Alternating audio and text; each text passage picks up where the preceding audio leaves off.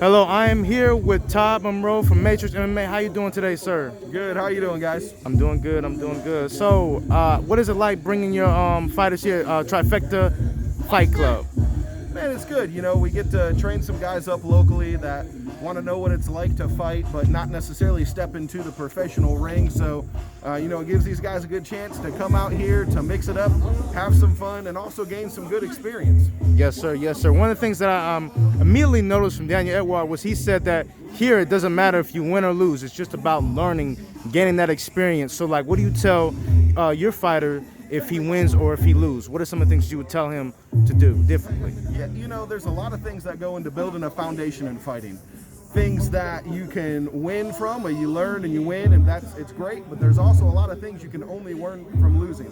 So having good, hard competition, things that challenge you, that mold you, fighting in front of a new crowd, out of your comfort zone, and even getting, beaten up a little bit, so to say, in a safe environment can teach you how to handle pressure. If you lose a fight but you composed yourself well, that's a skill that you can take into not only the next fight, but in life in general. That's amazing. So when did your love for the fight game begin? I started when I was 8 years old in martial arts after watching a Jackie Chan movie. So, wow. I just always loved doing it. And then one day I was like, hey man, I'm going to go pro and see how it goes. And that was 10 years ago, so it was a lot of fun, a lot of good times, but it's having a lot of good things happen to it and some bad things as well. You win some, you lose some, but I wouldn't trade it for the world. Yes, sir. And what has that experience been like for you to be a professional and also to have your own gym? Professional boxing is a weird monster. You go in and you think, okay, at least this was my perception. You win a fight, you get paid more money. It's not exactly the case. You got to win fights, you got to promote for fans, you got to make public appearances, you got to hold up under that pressure. All those different things play into it. So it's a bigger animal than a lot of people give it credit for. What I will say, it's taught me how to deal with an insane amount of pressure. It's toughened your skin because the same people that tell you you're I've had one news company tell me I was the top amateur prospect or professional prospect in heavyweight. One fight later, when I lost, they say you're a bum and overrated.